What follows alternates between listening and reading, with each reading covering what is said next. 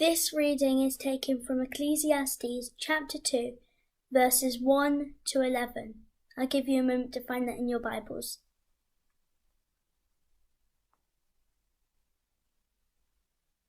That's Ecclesiastes chapter 2, verses 1 to 11. I said to myself, "Come now, I will test you with pleasure to find out what is good." But that also proved to be meaningless. "Laughter," I said, "is madness. And what does pleasure accomplish?"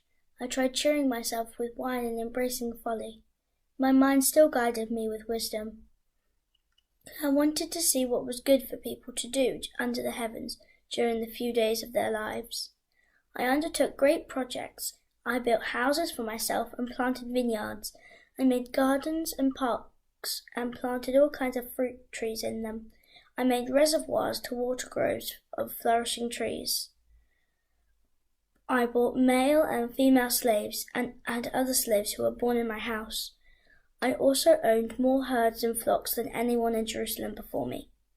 I amassed silver and gold for myself and the treasure of kings and provinces.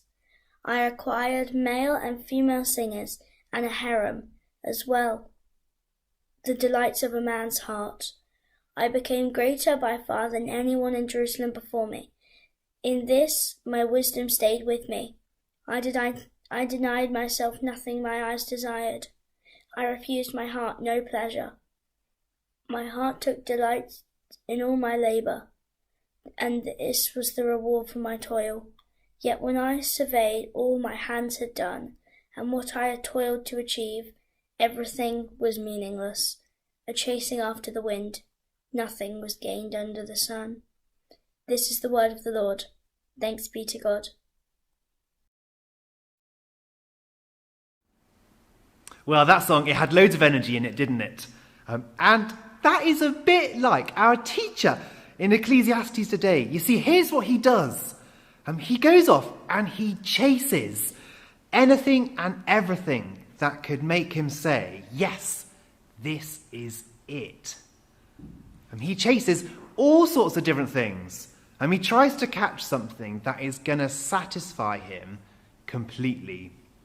He's chasing around for something that will never spoil or fade or break. It's like he gets a big net and he says, right, let's go. Let's chase after anything good. He's trying to catch that something perfect. Now, this week, I asked some people from our church family to go out and try and catch something really exciting. So have a look and see what people caught.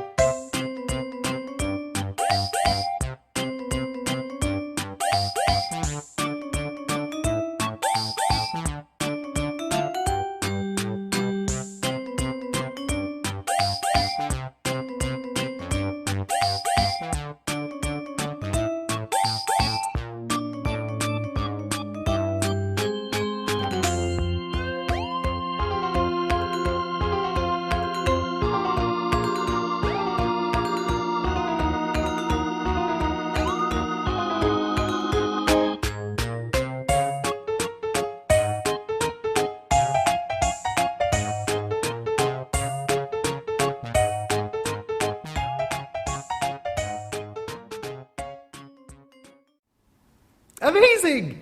People managed to catch all sorts of stuff. Some of the things there were definitely even alive as well. I reckon I saw a wasp, I saw a spider, and I think I even saw a furry guinea pig in one of those nets. And well done. So let's have a look at what the teacher tries to catch. Let's see what he chases after. Because he chases all sorts. You see, imagine this. Imagine someone said to you, next year, the year 2021, imagine COVID's not here, and you can do whatever you want to do. Money is no object. You won't have any other responsibilities. Don't worry about school or your job. You can go anywhere. You can do whatever you want every day. You can take with whoever you want to. And you can eat whatever you like for every meal. And what would you do? You see, basically, that is what the teacher did. That was his life. Look at what he tried out. Here's the first few verses. He tried pleasure, laughter, wine. He even tried folly. That just means being silly. And imagine devoting yourself to pure pleasure. I don't know what that would mean for you. It'd probably be different for each of us. Perhaps it would just mean spending 4 hours a row on Fortnite. But actually, imagine pleasure, laughter, wine. To me, that sounds like a good night out with some friends. Nice cocktails, delicious food, good company. And actually, doesn't that sound appealing right now? Especially with life how it is nowadays. It would be lovely to do that, wouldn't it? You can see why this is what he tried first. In fact, for the teacher, every night was a Friday night. But he didn't stop there. He kept chasing more things, trying to catch that one thing that would completely satisfy him. So look at what he did next, verses 4, 5 and 6. He undertook projects, he built houses, vineyards, gardens, fruit trees. You see, I don't know what your lockdown has been like. There's a massive range, isn't there? For some people, it has been really tough. Money worries, stress about childcare, poor health, anxiety about exams. But for a couple of people I know, well, it's been a six-month holiday, basically. Friends of mine, they've started all sorts of projects. They've redone their garden, they've redecorated their house, they've built a chicken coop, they've got chickens, they've practically started their own vegetable growing business. But you see, this was the teacher. He had the biggest building projects imaginable. Perhaps Kevin MacLeod came and helped him plan his grand design. He got Monty Don to come and landscape his garden for him.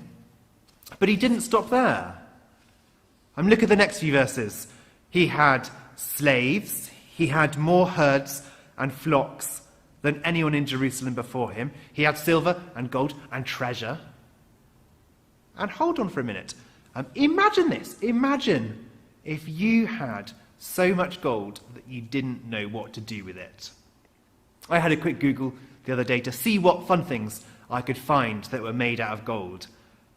You see, and if the teacher were alive today, he would probably have one of these. That is a gold and diamond iPhone. Very nice. I bet he would have one of these. If you're looking for a new car, a gold Lamborghini would set you back only $62 million. And lastly, I am sure that he would have one of these. And that is a bargain, only $2.5 million. Thanks, Josh. And you see, the teacher, he lived a life of unthinkable luxury. As he tore around, chasing after everything that looked good. Listen to what he said. This is verse 10.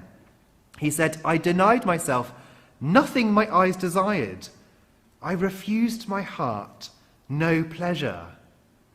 And what a life that would be. Imagine that, refusing your heart no pleasure. But you see, listen to his conclusion. Listen to what he thought right at the end. This is verse 11.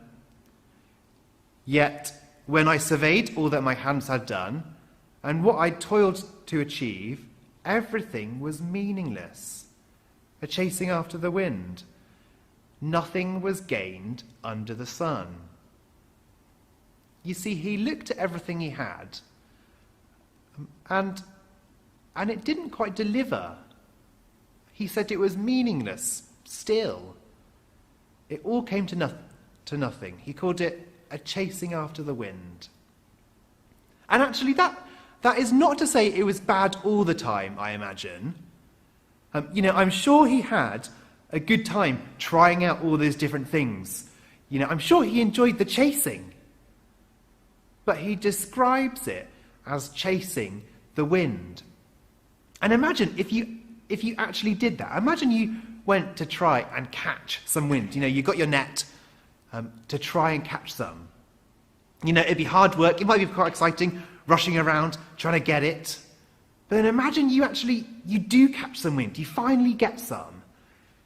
One day you finally do it. And then you get home and you look at it. And after all that, all you've got is just some air. That's all you're left with. And there's nothing special about that, is there? You see, that is how the teacher felt after all of these things. It is a letdown, a disappointment. Well, before we keep going, we are going to sing another song now. This one is called Water You Turned Into Wine. Well, thank you, Koinonia, for recording that for us. And we're back in Ecclesiastes. The teacher is left pretty stumped. All of these things that he had been chasing to try and find satisfaction, well, they might have felt good for a while.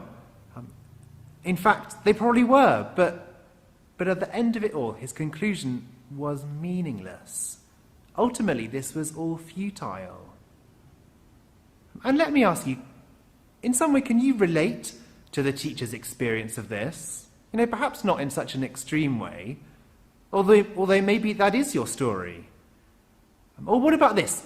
Lockdown, it began in March, and it seemed like most alleys of pleasure were taken away, they disappeared, and alcohol sales rocketed, and it seemed like everyone started their own projects, either the home improvement or the garden, or, growing their own vineyard, if you like. Even I grew 4 tomato plants. I landscaped my garden, or at least I did in my head. So now I've got a wonderful plan of a new wall made of upright sleepers, a new patio, a nice new flower bed. Although, to be honest, I'm not sure it is ever going to happen. And actually, my tomato plant, it only really yielded 3 or 4 tomatoes, and now it's dead. They were 3 tasty tomatoes, but after watering it every night for 2 months over the summer, it feels like a bit of a disappointment. And we'll take bigger projects. And one thing that I've noticed that is perhaps quite a Cockfosters thing is doing stuff to your house. And now I don't know if this really is limited to Cockfosters or if it's just because I've turned 30 and I keep thinking of my own possible home improvements. But you are forever walking past houses that are covered in scaffolding midway through that conversion project. Now, don't get me wrong. You see, read Ecclesiastes chapters 4, 5 and 6. And the teacher says to us, if there is good stuff in life, well, enjoy it, make the most of it. But it might not last. But let me ask, do those projects deliver for you? Does it last? I don't know if you ever watch Grand Designs. I really like it, creating your own castle from scratch. But not uncommonly, there are always snags, aren't there? Perhaps the windows don't fit, the weather halts progress for 6 months or something. Maybe you run out of money and you can't afford a roof, or you accidentally build your house on an abandoned mine and halfway through it sort of collapses in on itself. Often things go wrong, and I think it always is quite dramatic, and that's probably because it's television. But even if it is perfect at one point, well, the teacher is telling us, is showing us that our projects, our houses, well, our lovely kitchen extension, they are not going to deliver full, lasting, complete satisfaction. They fade, don't they? They get tired out. They break. And we know this, don't we? Because there's always the next project. And the next one after that. The list of things that we chase just gets bigger and bigger. Or take education. Pretend you're an 11-year-old. You've just passed your entrance exam to get into the secondary school. Well done. And then now you're 16 and you've passed your GCSEs. You've got the grades you need. Congratulations. But then you realise you've got to do it all over again for A-levels. And then again when you're at university. And then you're applying for jobs. And you suddenly realise, well, actually, educational qualifications are not necessarily the most important thing on your CV. And on it goes. You could add more to the list, things that we chase. The ideal family, maybe. Money. Sporting success. Happiness. And every time we are left wanting more. Or maybe we'd even say we need more. It's a bit like my 1-year-old, after he's eaten his favourite food, baked beans, he eats them with his fingers like this, one at a time, no cutlery. He gobbles them all up, and then he flaps his arms around, saying, more, more, more, more, more, which is his one word currently. And he just wants more. And that is like us, isn't it? We always want more. A little bit more money, one more episode of Netflix, one more scroll through Instagram, even though we only just flicked through it 17 seconds ago. I've got a video I want us to watch now. Have a look at this.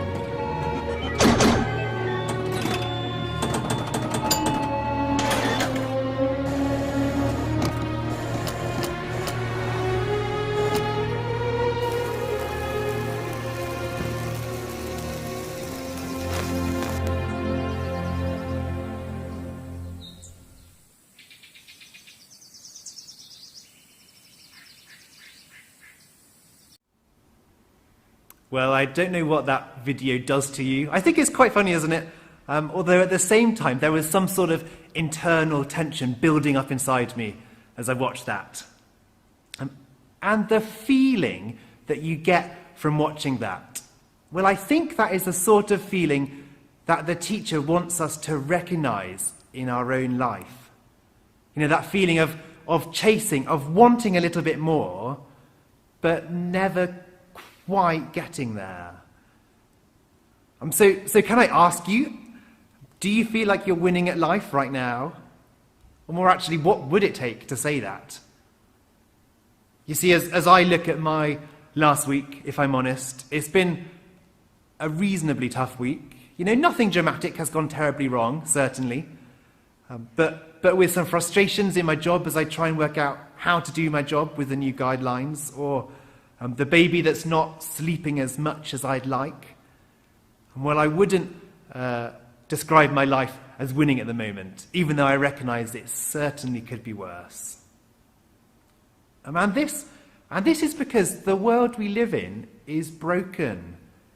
This is how bad sin is. You see, look around.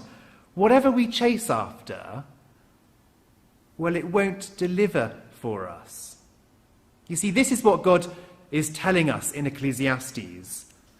And the longer we live, well, the more clearly we can see it play out in life.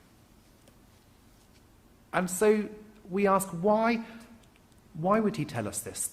Why would he say to us these things? And I think the answer is he wants us to set our expectations right. John explained this helpfully last week. As we sit cozy in the cinema with our popcorn and our drink for 2 hours, well, at one point, the film is going to finish, and we have to come back to reality. Ecclesiastes 2 is saying to us the things we chase in this world, well, the reality is they won't deliver. We don't live in a cinema. We'll still be left wanting more. Let me talk to the parents among us today and ask you, what is it that you deeply want for your kids? What is it that we nag them or pressure them about each week? And as parents, by our words or by our actions, are we accidentally teaching our parents that the thing they need most of all really is a successful career or financial security or a model family of their own? And rather than us chasing things that don't ultimately satisfy, well, instead, do our children see us serving? Do they see us praying? Do they see us getting excited about the things that won't fail? Do they see us getting excited about church, for example? Gathering every Sunday, even though there are massive frustrations right now with it being online. And yet this is the one place where we can hear and speak of something that will never fail us. You see, if you flick on a few pages in your Bible to Ecclesiastes chapter 12, one of the last sentences in the book, verse 11, tells us about some very wise words. And these words, they goad us. Or in other words, if you're a farmer and you have a big stick, you point it at your cattle, you're goading them, you're prodding them in the right direction, you're getting them to go along the right path. And that is what these words, they're doing to us. And it says that these words are given to us by one shepherd. And we don't know who this particular shepherd is in Ecclesiastes at this point. But as we read on through the Bible, we learn more and more about him. This shepherd, Jesus Christ, well, he speaks of things that over time will never fail. He tells us that those who come to him have life and have it to the full. He promises us an inheritance that will never perish or spoil or fade. And in a world of frustrations and disappointments and letdowns, in a world where we find ourselves just wanting more, well, this shepherd is the only person who holds out something worth chasing, worth following. We're going to finish now by listening to a psalm. And we heard this a few weeks back, but I thought it fits so well with today, we would listen to it again. And here it is. It is Psalm 23.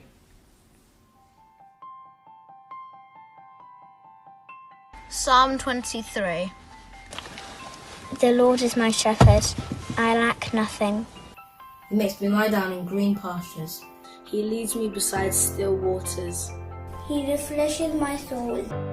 He guides me along the right path for his name's sake. Even though I walk through the darkest valley, I will fear no evil, for you are with me. Your rod and your staff, They comfort me. You prepare a table before me in the presence of my enemies.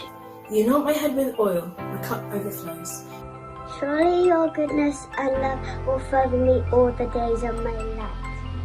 And I will dwell in the house of the Lord forever. And I will dwell in the house of the Lord forever. And I will dwell in the house of the Lord forever. And I will dwell in the house of the Lord forever. And I will dwell in the house of the Lord forever.